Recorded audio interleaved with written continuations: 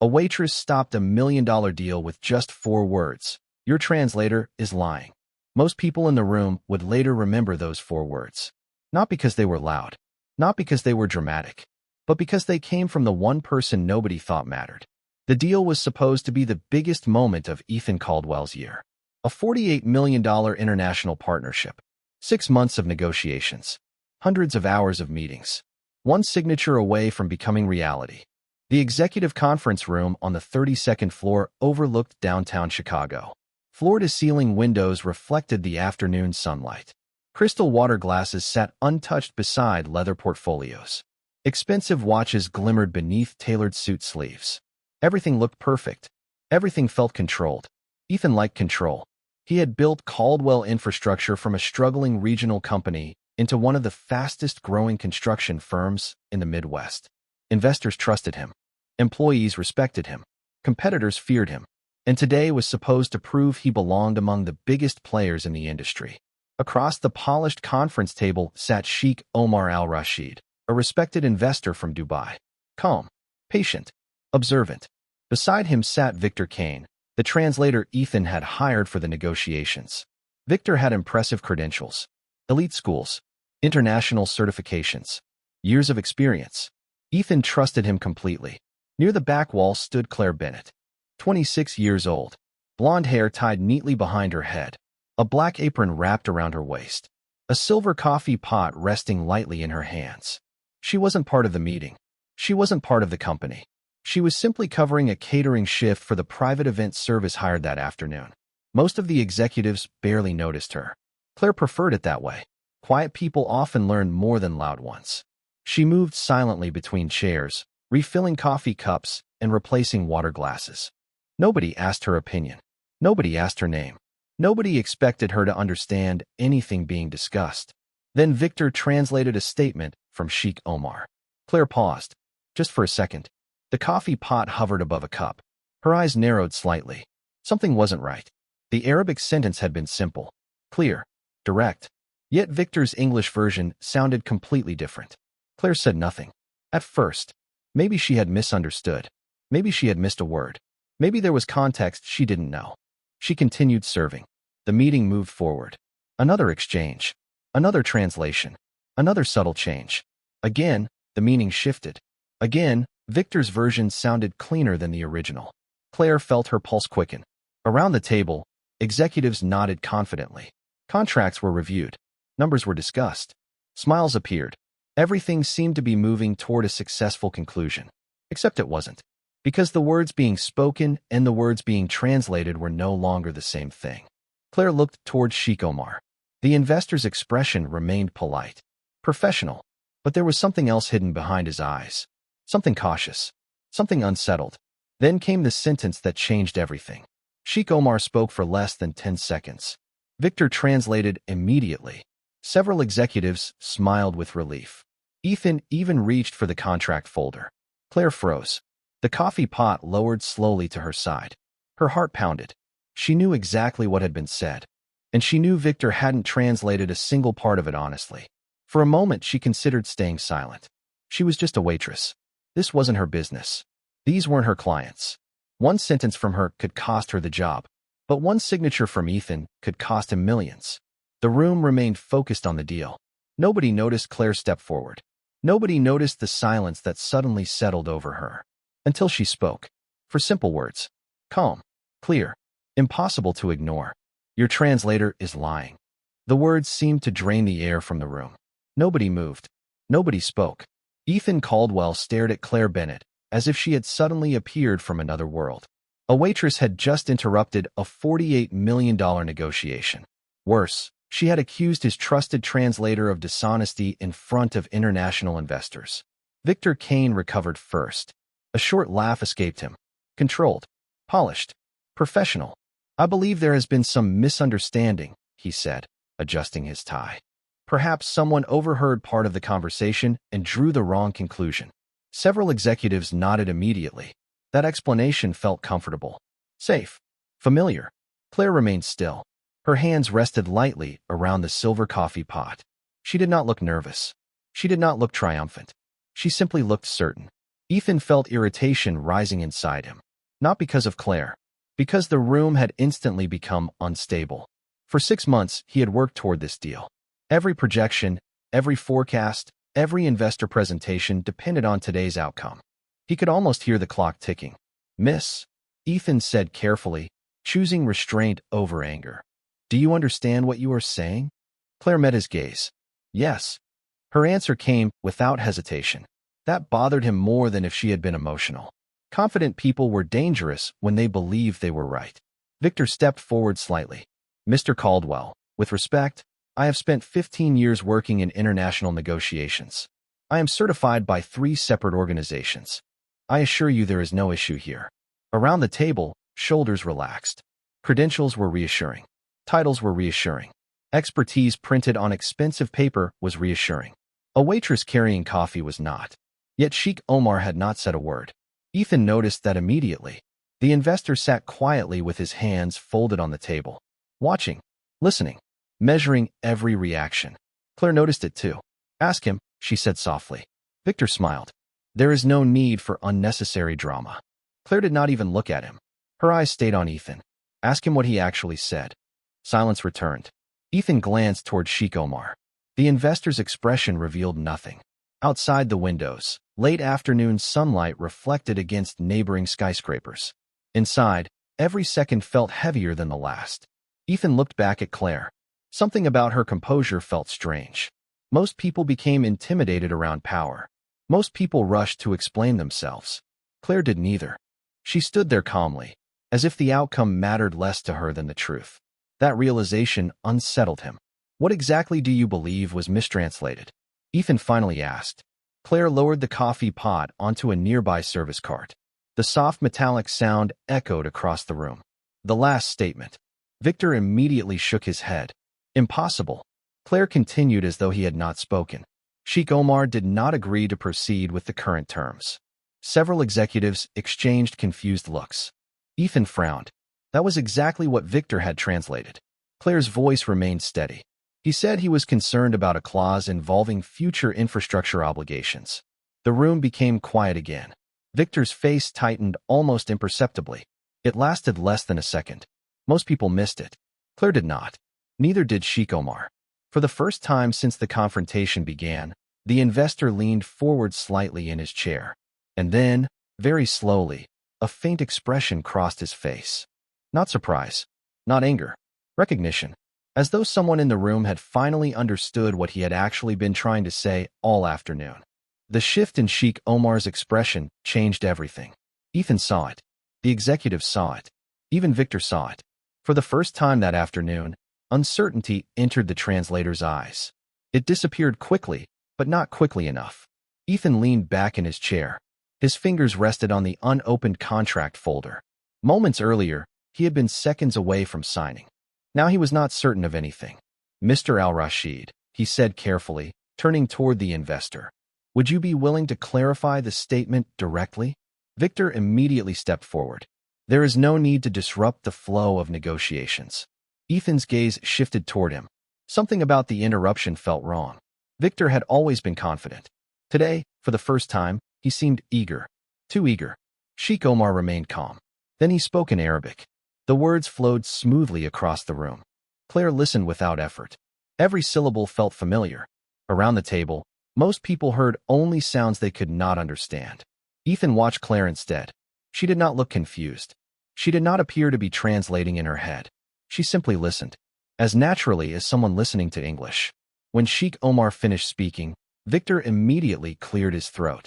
"He says he appreciates the discussion and remains optimistic about our partnership." Claire looked down for a moment, then back at Ethan. "That is not what he said."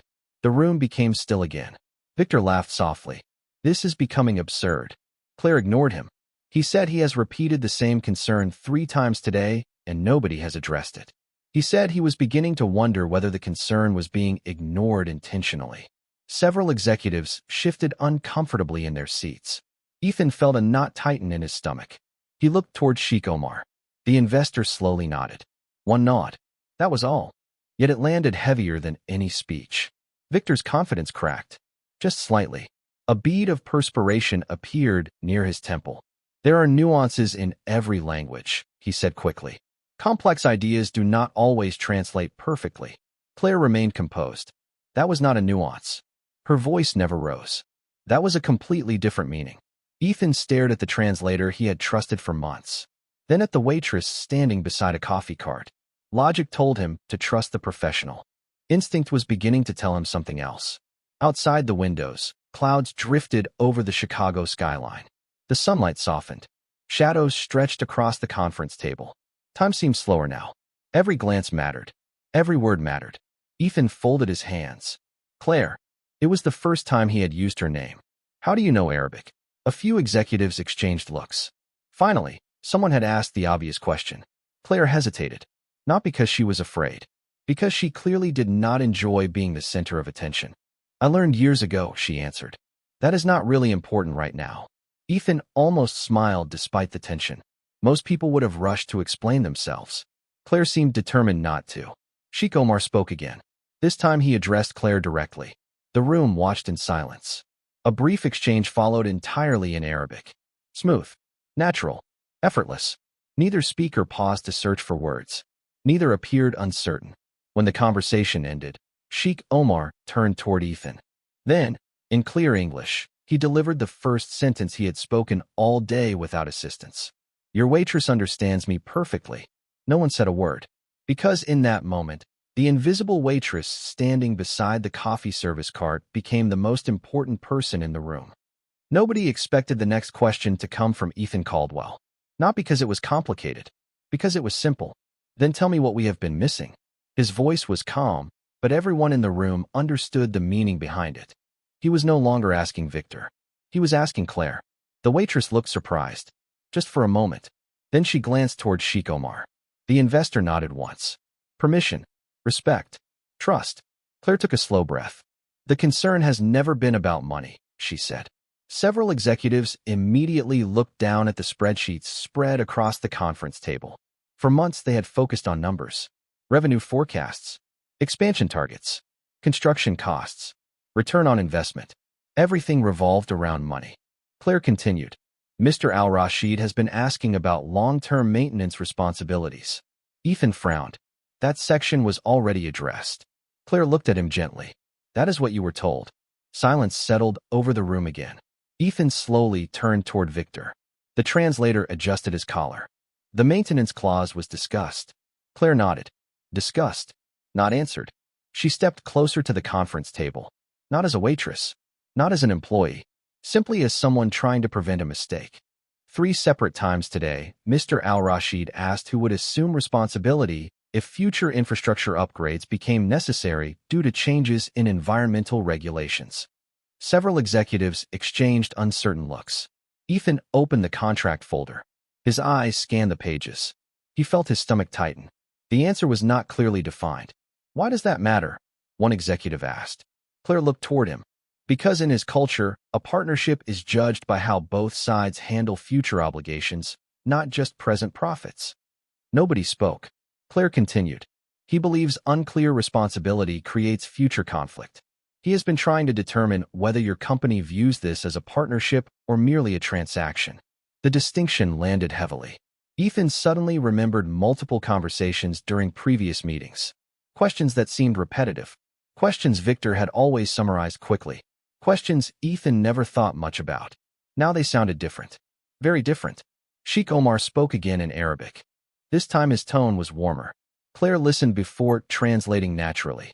He says that trust is more valuable than the contract itself. The room felt different now. The tension had not disappeared. It had changed shape. Earlier, everyone feared losing the deal. Now they feared discovering how close they had come to misunderstanding it completely. Ethan leaned forward. And if we clarify the clause? Claire translated. Sheikh Omar answered immediately. A faint smile appeared on Claire's face. He says meaningful discussions can finally begin. For the first time all afternoon, the investor actually looked relieved. Ethan sat back slowly. The contract remained unsigned. Yet somehow the deal felt closer than it had an hour earlier. Across the table, Victor remained unusually quiet. Too quiet. Claire noticed. Ethan noticed too. Most people would have felt embarrassed after being challenged publicly. Victor looked nervous. That was different. Outside the windows, evening shadows stretched across the city. Inside the conference room, a new realization was beginning to form. Claire had not merely corrected a translation. She had exposed a misunderstanding large enough to destroy months of negotiations. And as Ethan watched Victor avoid eye contact for the third time in 5 minutes, a troubling thought entered his mind. What if the mistranslations had never been mistakes at all? The question lingered in Ethan Caldwell's mind long after nobody said it aloud. What if the mistranslations had not been mistakes?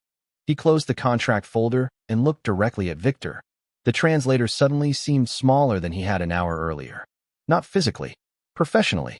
The confidence that once filled the room around him had begun to fade. "Victor," Ethan said quietly, "how many times have you handled discussions with Al Rashid Holdings?" Victor cleared his throat. "Including today, 7 meetings." Ethan nodded slowly. 7 meetings. 7 opportunities for misunderstandings. 7 opportunities for information to be filtered through a single voice. Across the table, Sheikh Omar watched carefully. He was no longer studying the contract. He was studying the people. Claire remained near the service cart. She wished she could disappear. The attention made her uncomfortable. She had not stepped forward to become part of the meeting. She had stepped forward because she could not watch the conversation collapse. Yet now she found herself standing at the center of it. Ethan opened a notebook containing summaries from previous negotiations. Several pages were filled with concerns Victor had categorized as minor issues. Ethan began reviewing them one by one. Something felt different now. Details that once seemed insignificant suddenly demanded attention. "This question regarding future expansion rights," Ethan said. "Was that also considered a minor concern?" Victor nodded quickly. "Yes, it was largely procedural." Claire's eyes shifted toward Sheikh Omar. The investor looked surprised. Not offended. Surprised.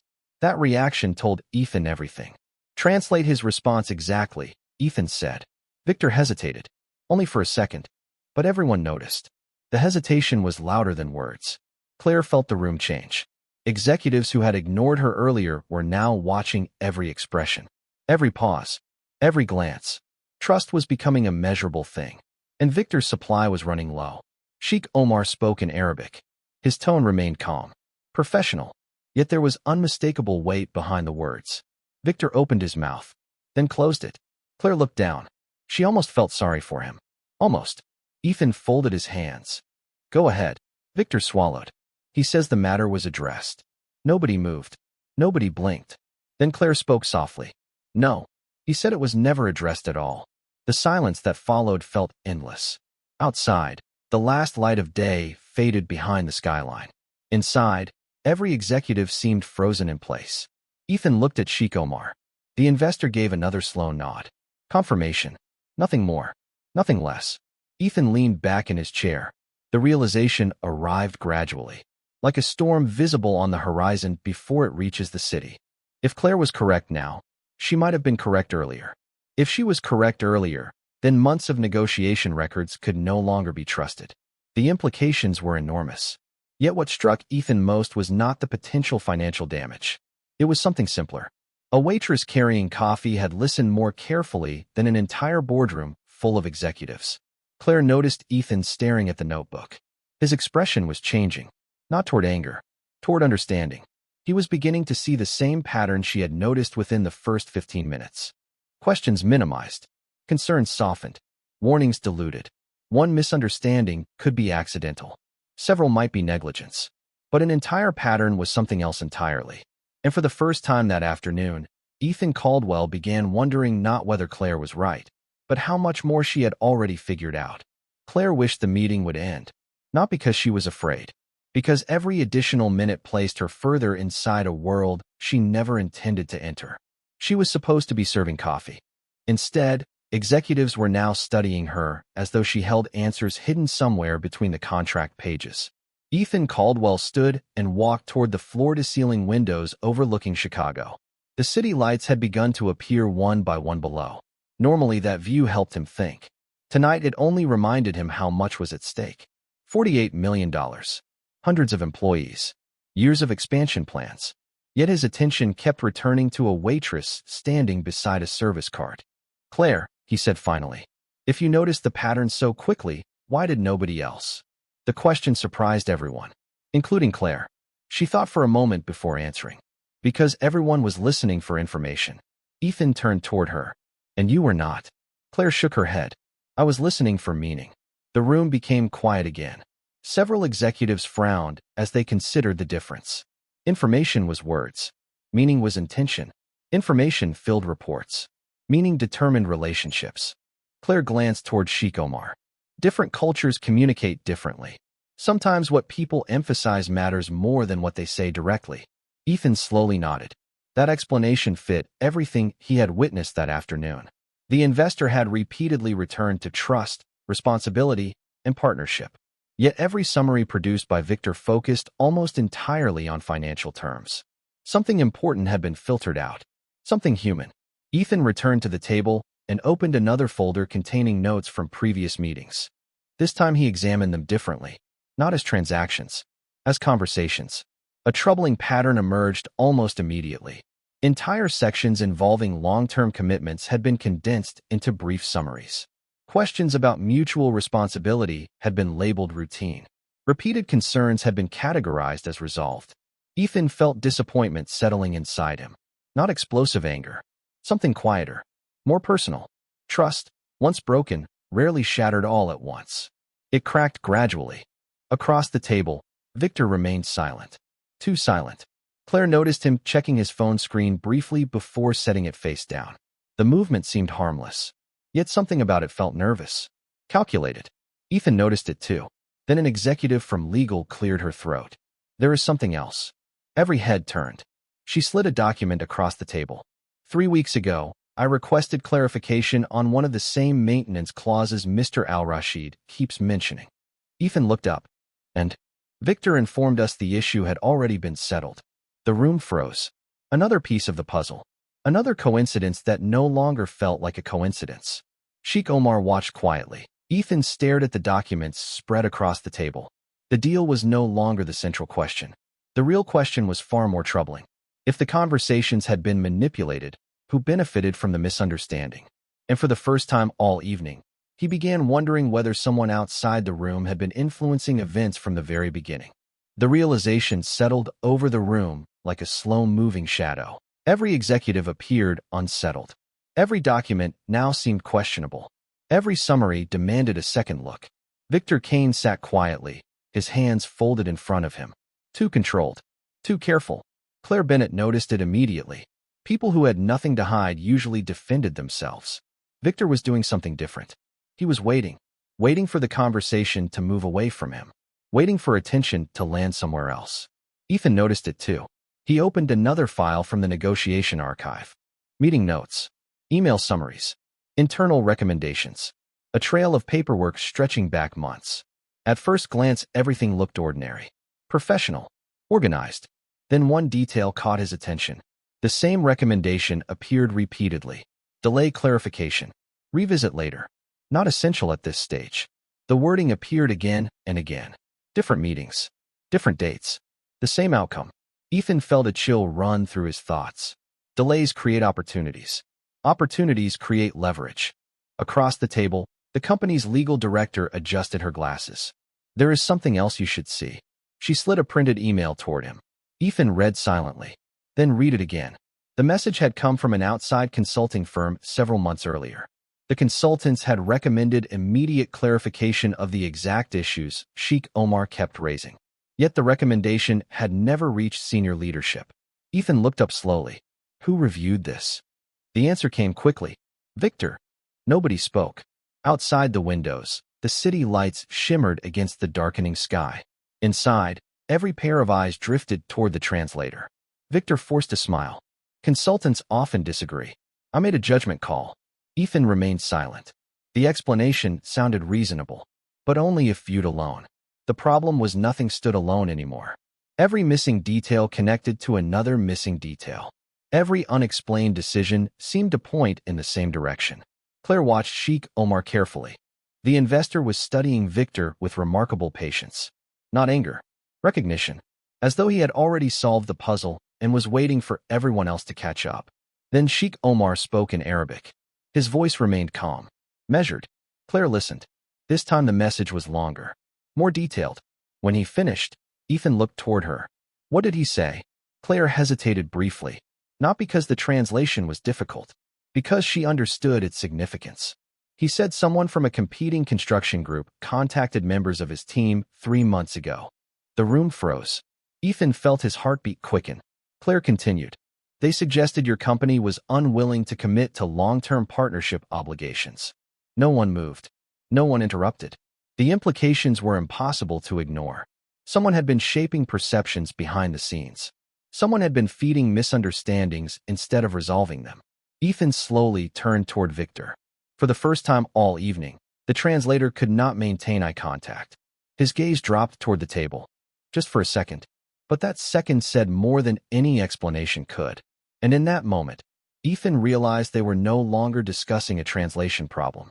They were uncovering a carefully built pattern that had been influencing the deal from the very beginning. The room no longer felt like a conference room. It felt like a place where hidden truths were slowly stepping into the light. Ethan Caldwell remained standing beside the table, his eyes fixed on Victor Kane. The translator avoided looking directly at him. That alone was unusual. Victor had always been the most confident person in the room. Now he seemed focused on the documents scattered across the table, on the city lights beyond the windows, on anything except the people around him. Ethan folded his arms. 3 months ago, he said quietly, a competing company approached Sheikh Omar's team. Nobody interrupted. At the same time, concerns were being minimized inside my company. Victor remained silent. Ethan continued. And somehow, every misunderstanding worked against this partnership. The pattern was impossible to ignore now. The legal director opened her laptop and reviewed several archived communications. Her expression changed almost immediately. Ethan. Her voice sounded different. Sharper. More certain. Everyone turned toward her. I found something. She projected several emails onto the large conference screen. Most appeared ordinary. Meeting updates. Scheduling adjustments. Internal summaries. Then one message caught everyone's attention. A consulting recommendation had been forwarded through multiple departments before disappearing entirely from executive review. The final routing note had been added by Victor. Delay review until future negotiations. Ethan stared at the screen. The recommendation involved the exact clause that had nearly destroyed the deal. Claire felt a chill run through her. She had expected carelessness, maybe professional pride. She had not expected this level of consistency. Every road seemed to lead back to the same person. Victor finally spoke. You are making assumptions. His voice sounded calm, but the confidence was gone. Ethan did not respond immediately. Instead, he looked toward Sheikh Omar. The investor spoke a brief sentence in Arabic. Claire listened carefully, then translated. He says assumptions become conclusions when the same mistake happens too many times. Silence followed. Heavy silence. The kind that changes relationships forever. Ethan looked at Victor, not with anger, with disappointment. Was there ever a point when you intended to tell us the truth? Victor opened his mouth, closed it, then sighed. The sound seemed to echo across the room. You would not understand how these negotiations work. Claire noticed Sheikh Omar's expression harden slightly, not because of the accusation, because of the arrogance hidden inside it. Ethan noticed too. Try me, he said. Victor looked down at the table. For several seconds nobody spoke. Then he finally admitted something. Not everything, but enough. The competing group offered opportunities if this partnership failed. Several executives inhaled sharply. Claire remained still. She had suspected outside influence. Hearing it confirmed felt different. More real.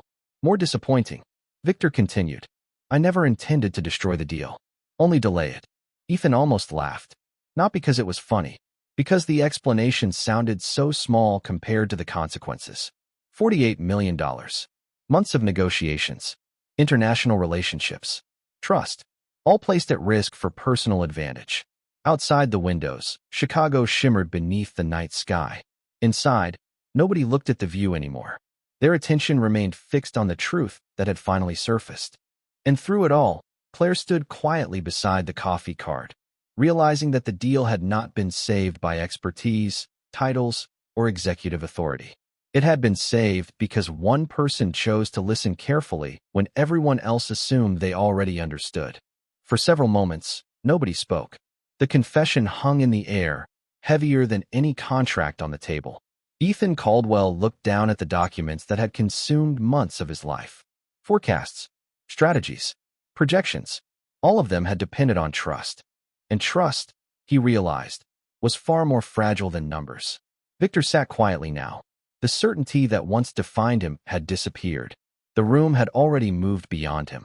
Attention shifted toward what mattered most. The future. Ethan closed the contract folder and turned toward Sheikh Omar. "I owe you an apology." The word surprised several executives. Powerful people were often quick to explain mistakes, slower to admit them.